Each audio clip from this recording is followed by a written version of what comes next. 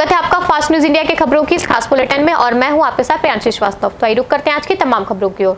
किसानों की खेती पूरी तरह बर्बाद हो गई। जी हां, बिहार गोपालगंज के प्रखंड विजयपुर ग्राम महुआ के किसानों के खेतों में लेड़ा लग जाने से किसानों के धान की खेती पूरी तरह बर्बाद हो गई, जो कि किसान मुआवजा की मांग कर रहे हैं। देखिए गोपालगंज से राजेश द्विवेदी की यह रिपोर्ट। राजेश द्विवेदी, प्रखंड विजयपुर में महुआ ग्राम में हम एक किसान जगदीश पाठक जी हैं, इनसे हम बात करते हैं। देखिए धान की फसल की, हम लोग का धान का फसल जो पूर्ण रूप से साली उतरने का समय आया, इस समय में फूटने के बाद लेढ़ा हो गया है, जो सामूहिक क्षति हो गया, जो कटवाने भी असमर्थ हम लोग हैं। और पीयर रंग के उड़ रहा है और उसमें कुछ निकलने वाला नहीं है। ऐसे लेना हुआ कि पूरा खेत बर्बाद हो गया, सब खेती सामूहिक बर्बाद हो गई है पूरे गांव। कीड़ा भी लगे हैं क्या इसमें धान में? हाँ, कीड़ा भी लगे हैं। क्या नाम है उसका? कुछ उनका नाम हम नहीं जानते, लेकिन कीड़े लगे हैं। कुछ बाल को काट देते हैं, नीचे से सूख जाता है और पूरे बाल में अन्न को काला। जो पीला पीला दिखाई दे रहा है, ये क्या है? धान के बाल में लेढ़ा है, लेढ़ा लोग कह रहे हैं। ये पीले रंग का उड़ रहा है, बाद में काला हो जाता है, पहले उजला होता है और पूरा बाल को छाप लेता है, बर्बाद कर दिया है। तो धान नहीं होगा लेढ़ा लग जाने से। इसका अपने माध्यम से इसका जांच किया जाए और गरीब जनता की खेती की ओर ध्यान दिया जाए, इसका सुरक्षा अनुदान देने का कृपा किया जाए। धन्यवाद। वीडियो बढ़िया आवाज बनना।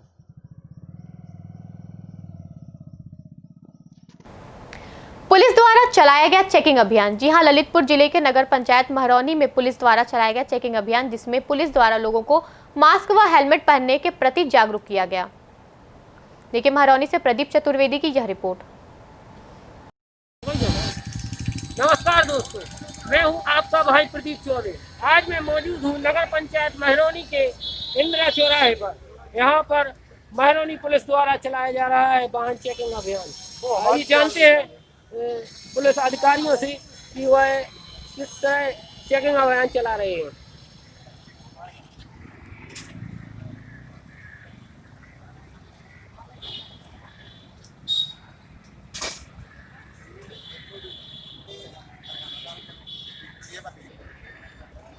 बताइए सर जी, आज किसके निर्देशन में जो ये चेकिंग अभियान चलाया जा रहा है सर?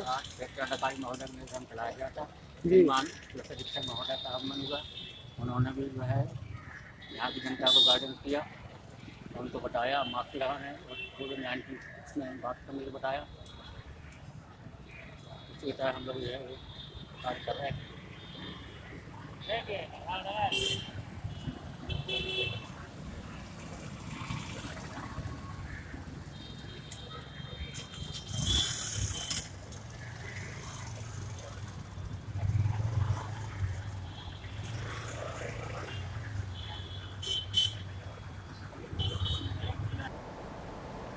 स्कूल संचालकों द्वारा एसडीएम को सौंपा ज्ञापन। जी हां, मध्य प्रदेश के उज्जैन जिले के नागदा थाना अंतर्गत शहर के निजी स्कूल संचालकों द्वारा एसडीएम आशुतोष गोस्वामी से मुलाकात कर 5 सूत्रीय मांगों का ज्ञापन सौंपा गया, जिसमें बताया गया कि पिछले 7 माह से स्कूल पूर्णतः बंद है। शासन की स्पष्ट नीति नहीं होने पर शैक्षणिक गतिविधियां असमंजस दौर से गुजर रही हैं। स्कूल संचालकों व अभिभावकों से मतभेद उत्पन्न हो रहा है। स्कूल संचालकों ने बताया कि गत वर्ष की फीस भी अभिभावकों द्वारा जमा नहीं हो रही है, इससे भी कई परेशानियां बनी हुई हैं। ऐसे में प्रशासन मध्यस्थता करवाकर ऐसे अभिभावकों को जो कि गत वर्ष की फीस माफ करवाना चाहते हैं, उन्हें समझाइश दें। कोविड-19 के नियम अनुसार स्कूल खोलने की अनुमति जारी की जाए एवं कोविड-19 के सुरक्षा साधनों को निःशुल्क उपलब्ध कराया जाए। ऐसे ही विभिन्न मांगों का ज्ञापन एसडीएम आशुतोष गोस्वामी को सौंपा गया। देखिए उज्जैन से सुधीर बैरागी की यह रिपोर्ट। ज्ञापन दिया सर, क्या मामला? शासकीय संगठन की नागदा की ओर से हमें एक ज्ञापन आज प्राप्त हुआ है, जिसमें जितने भी प्राइवेट स्कूल्स ऑपरेट हो रहे हैं नागदा में स्पेशली, उनकी तरफ से कुछ मांगे रखी गई हैं। कोरोना महामारी से शालाएं भी प्रभावित हुई हैं और उसमें पढ़ने वाले बच्चे भी प्रभावित हुए हैं। कुछ समय पहले हमारी एक पहल थी प्रशासन की, हम दोनों अभिभावक और प्राइवेट स्कूल संचालक को सामने बिठा के जो भी इश्यूज़ हैं सॉल्व आउट करने की कोशिश करें। उसी के बाद में फिर ये अभी ज्ञापन मिला है। इसमें जो स्कूल्स समस्याएं महसूस कर रहे हैं, झेल रहे हैं, उस संबंध में उनकी कुछ मांगे प्राप्त हुई। विभागीय अधिकारी महोदय, तहसील नागदा, जिला उज्जैन, मध्य प्रदेश। विषय शासकीय विद्यालयों की समस्याओं का समाधान करने हेतु महोदय, कोरोना महामारी के कारण विगत 6 माह से विद्यालय बंद है। शासन की स्पष्ट नीति न होने के कारण सभी शिक्षण संस्थाओं तथा शिक्षण संस्थाओं में कार्यरत शिक्षक व कर्मचारियों की आर्थिक स्थिति बहुत ही दयनीय हो चुकी है, जिसे शब्दों में व्यक्त नहीं किया जा सकता। शासन और प्रशासन ने समाज के लगभग प्रत्येक वर्ग को किसी न किसी रूप में सहायता दी है, किंतु राष्ट्र निर्माण के इस प्रमुख कार्य में संलग्न संस्थाओं एवं उनमें कार्यरत शिक्षक और कर्मचारियों की घोर उपेक्षा और अनदेखी की गई है। जबलपुर उच्च न्यायालय के निर्देश के प्रकाश में तथा मध्य प्रदेश शासन स्कूल शिक्षा उप सचिव के पत्र क्रमांक F54/2020 भोपाल दिनांक 4 सितंबर 2020 के द्वारा निर्देशित किया गया है कि लॉकडाउन अवधि में केवल मासिक शिक्षण शुल्क ही विद्यार्थियों पर संधारित किया जाएगा, जिसका हम सभी विद्यालय पालन करने हेतु कृत संकल्पित हैं, किंतु हमारे अभिभावक अभी भी भ्रमित हैं। अतः हम आपसे विनम्र आग्रह करते हैं कि शासन समाचार पत्रों तथा अन्य माध्यमों से उक्त तथ्य को प्रचारित करें, जिससे पालक एवं अभिभावक संदेह से बाहर निकलकर विद्यालयों की बकाया फीस जमा कर सकें। महोदय, हमारी निम्नांकित मांगों पर तुरंत विचार करके कार्रवाई करने का कष्ट करें। पहली, पिछले सत्र एवं वर्तमान सत्र की बकाया फीस तुरंत विद्यालयों में जमा कराने का अभिभावकों से प्रशासन द्वारा आग्रह किया जाए। दूसरा, विद्यालयों को पूरी तरह से खोलने की अनुमति प्रशासन द्वारा प्रदान की जाए। नंबर 3, विद्यालयों को कोविड सुरक्षा के संसाधन निःशुल्क उपलब्ध कराए जाएं। चौथा, आरटी की सत्र 18-19 की राशि का अतिशीघ्र भुगतान किया जाए तथा सत्र 2019-20 की फीस प्रतिपूर्ति की प्रक्रिया अविलंब प्रारंभ की जाए। पाँचवां, शासन की गाइडलाइन के अनुसार विद्यालयों की प्रत्येक वर्ष 10% फीस बढ़ाने का निर्देश है, किंतु इस वर्ष लॉकडाउन की अवधि में उक्त आदेश के साथ साथ अन्य प्रकार के शुल्क लेने के लिए भी शासन ने मना किया है, जिससे विद्यालयों की आर्थिक स्थिति बहुत ही खराब हो रही है। अतः शासन से निवेदन है कि विद्यालयों में अन्य प्रकार का किसी प्रकार का दबाव बनाने का कष्ट न करें। धन्यवाद। निवेदक, शासकीय शाला संगठन नागदा की ओर। किसान बिल को लेकर कांग्रेस पार्टी चलाएगी जागरूकता अभियान। जी हां, विकास नगर के राहुल प्रियंका गांधी सेना कांग्रेस के प्रदेश महासचिव संगठन भास्कर चुग ने कहा कि केंद्र सरकार का फार्मर बिल देश की कृषि आधारित व्यवस्था के लिए एक बहुत बड़ा झटका है और इसके भयावह परिणामों की आशंका से आज पूरे देश का किसान सड़कों पर अपनी जंग लड़ने को मजबूर है और कांग्रेस इस किसानों के आंदोलन में मजबूती के साथ अन्नदाता के साथ दे रही है।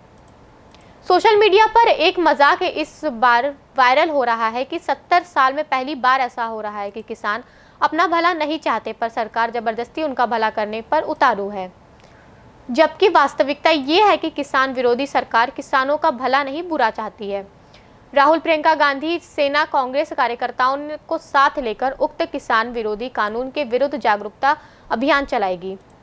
राष्ट्रीय अध्यक्ष जगदीश शर्मा जी इस समय सरकार की गलत नीतियों के विरुद्ध आंदोलित सभी वर्गों, विभिन्न सरकारी कर्मचारियों, रेल कर्मचारी, संगठित एवं असंगठित क्षेत्र मजदूरों, किसानों, बेरोजगारों और एक मंच पर लाने के अभियान में जुट गए हैं और फिर संयुक्त आंदोलन किया जाएगा, जिसका नेतृत्व विभिन्न सामाजिक संगठनों के साथ कांग्रेस करेगी। इस मौके पर जिलाध्यक्ष शुभम भटनागर, यूथ जिलाध्यक्ष वीरेश चौहान, जिला महासचिव वीरेंद्र सिंह, शहर अध्यक्ष महेंद्र मित्तल आदि मौजूद रहे।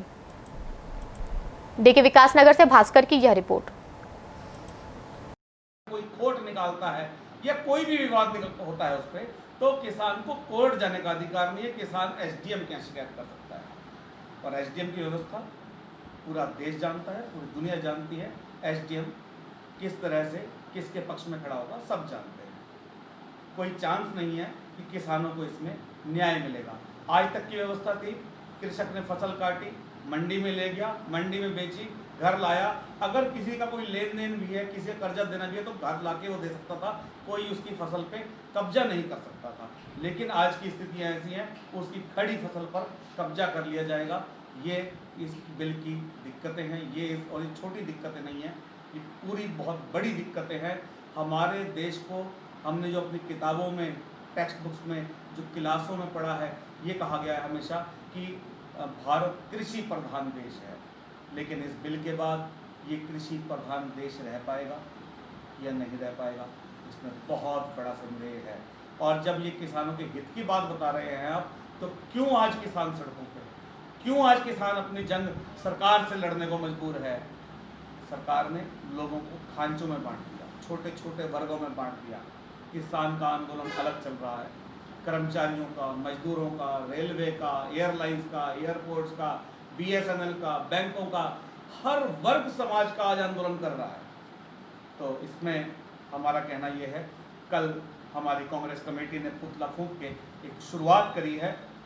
राहुल प्रियंका गांधी सेना ने निर्णय लिया है, मैं राहुल प्रियंका गांधी सेना का प्रदेश महासचिव संगठन भास्कर चुग हूँ, और मैं आपको इस बारे में बताना चाहता हूँ कि राहुल प्रियंका गांधी सेना इस बारे में जन जागरूकता अभियान कांग्रेस कार्यकर्ताओं के सहयोग से उनको साथ लेकर चलाने जा रही है।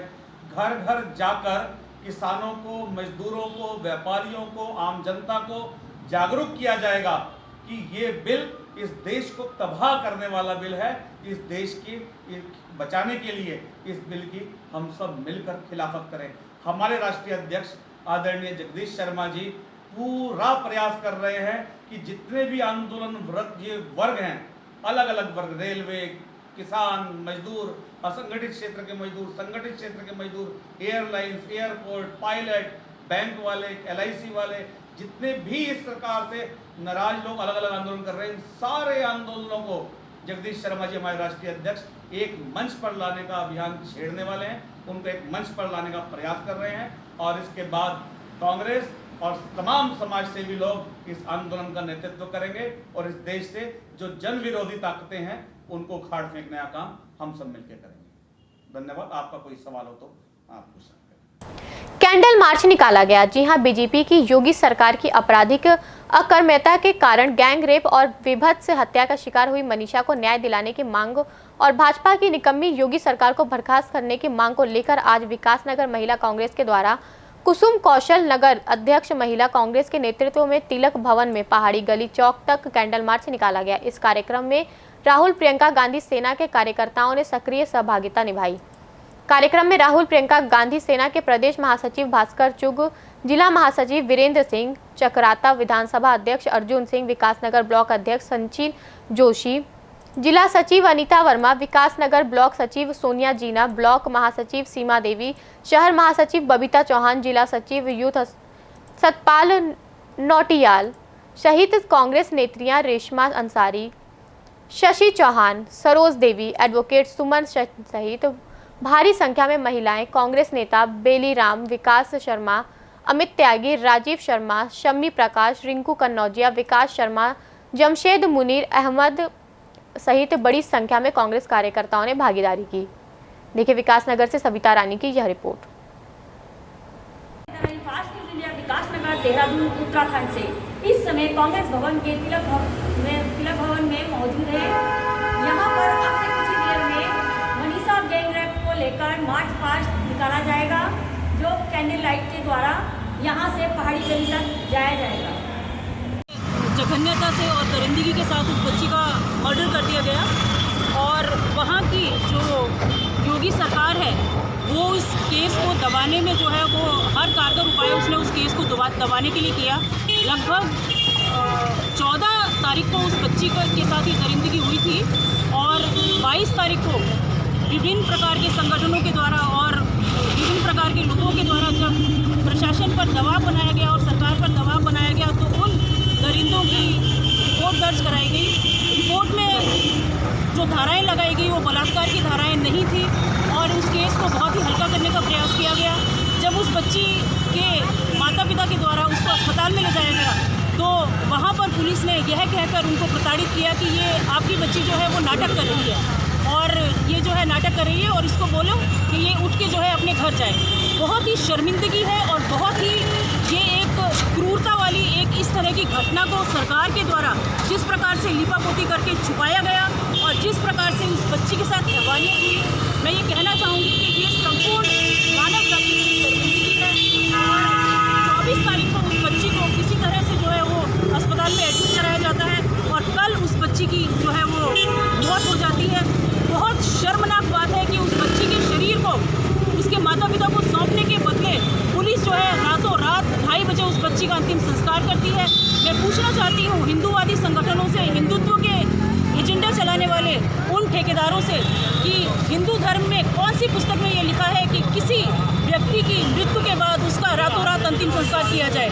उसकी बच्ची की माँ रोती बिलखती हुई पुलिस से गुहार लगाती है कि मेरी बच्ची को मुझे दे दिया जाए और हम उस बच्ची का जो है किसी तरह से कुछ रीति रिवाज के साथ उसका अंतिम संस्कार करना चाहते हैं। लेकिन सरकार इतनी निष्क्रिय और सरकार इतनी, मैं कहती हूँ, दिलहीन हो गई कि उसने उस बच्ची का शरीर उन माता पिता को नहीं सौंपा। मैं पूछती हूँ मोदी सरकार से और मैं पूछती हूँ योगी सरकार से, आप किस तरह से बड़ी बड़ी बातें करके बेटी बचाओ बेटी पढ़ाओ और बेटियों को बचाने का नारा देते हैं? क्या बेटियाँ बच पा रही हैं? क्या इस दरिंदगी से आपका हृदय नहीं पसीजता है? क्या हम ये समझें कि बेटियां, हमारी बेटियां इस समाज में और इस देश में असुरक्षित हैं? तत्काल प्रभाव से